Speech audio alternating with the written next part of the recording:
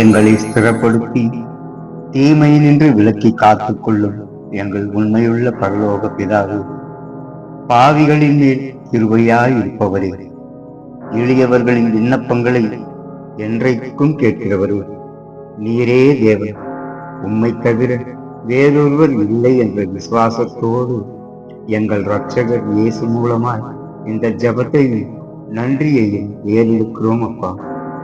ஆசீர்வாதமாய் கொடுத்த இந்த நாளுக்காக உமக்கு நன்றி செலுத்துகிறோம். நீர் கொடுத்த இந்த நாளை உமக்கு சித்தமான வழியில் நாங்கள் பயன்படுத்திக் கொள்ள கிருபை செய்யும். ஒவ்வொரு வினாடிகளும் பயனுள்ள காரியங்களை சுமந்து செல்லும்படி கிருபை செய்யும்.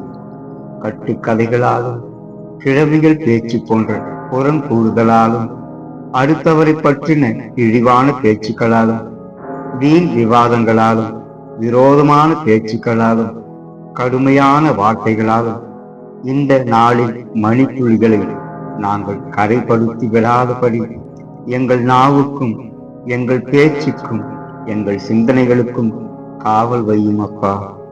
உமது பார்வைக்கு மறைவானதை செய்கிறோம் என்று எங்களை நாங்களே ஏமாற்றிக் கொள்ளாதபடி எங்கள் அறிவை தேவ சித்தத்திற்கு ஏற்றவாறு பயன்படுத்த உதவி செய்யும். எங்கள் சுயாதீனத்தை நாங்கள் ஒழுங்குபடுத்தி உமக்கு நேராக செம்மையானது செய்ய முயற்சி செய்யும் மனப்பக்குவத்தை இன்று எங்களுக்கு போதித்தருளும்.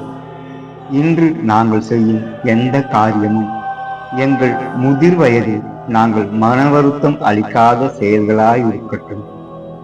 என் நிலைமையில் என் வாழ்க்கையில் நான் பிறருக்கு ஆசீர்வாதமான காரியங்களை செய்திருக்கிறேன் என எங்கள் முதிர் வயதில் மகிழ்ச்சியுறும் நல்ல காரியத்தை முடிந்தவரை செய்ய கிருபை செய்யும் அப்பா. இந்த ஆசீர்வாதமான நாளுக்காய் உமக்கு ஸ்தோத்திரம். எங்களோடே இருந்து எங்களை வழிநடத்தும் அப்பா.